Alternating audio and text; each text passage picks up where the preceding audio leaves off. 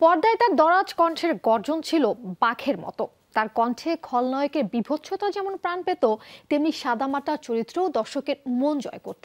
বলছি ঢাকায় চলচ্চিত্রের শক্তিমান অভিনেতা রাজীবের কথা। দাপুটে এই অভিনেতার 20তম প্রয়াণ দিবস আজ। পূবের রাস্তায় টহল পুলিশ আছে। পুরো নাম ওয়াসিমুল বারী রাজীব। চলচ্চিত্র প্রেমীদের কাছে তিনি রাজীব নামে পরিচিত। 1952 সালের 1 জানুয়ারি পটুয়াখালী জেলার দুমকিতে জন্ম তার। ছোটবেলা থেকেই অভিনয়ের স্বপ্ন দেখতেন, ইচ্ছে ছিল নায়ক হবেন। সেই লক্ষ্যেই ঢাকায় আসেন তিনি। 1981 সালে রাখে আল্লাহ মারেকে চলচ্চিত্রের মাধ্যমে রূপালী পর্দায় পা রাখেন। পরের বছর কাজী হায়াতের খোকন সোনা সিনেমায় নায়ক চরিত্রে অভিনয় করে তারকা খ্যাতি পান। মানুষ যখন কর্মহীন বেকার হয়ে যায় তখন এরপর আরও একাধিক সিনেমায় নায়কের ভূমিকায় দেখা গিয়েছে তাকে। তবে কোনো সিনেমাতেই নায়ক রূপে দর্শকদের নজর কাটতে পারেননি। পরবর্তীতে রাজীব অভিনয় শুরু করেন ভিলেনের চরিত্রে। একের পর এক সিনেমায় খলনায়কের ভূমিকায় অভিনয় করে নিজেকে নিয়ে যান অনন্য উচ্চতায়। ঢালিউডের বহু ব্যবসা সফল ও দর্শকনন্দিত সিনেমায় অভিনয় করেছেন রাজীব। এরপর আর পিছে ফিরে তাকাতে হয়নি তাকে। প্রায় 4 শতাধিক চলচ্চিত্রে অভিনয় করেছেন খলনায়কের চরিত্রে।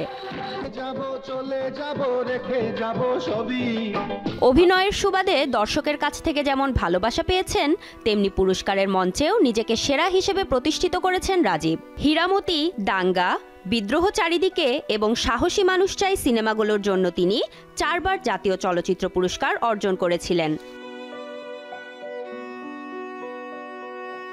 অভিনয়ের পাশাপাশি নেতৃত্বেও অসামান্য গুণের অধিকারী ছিলেন রাজীব।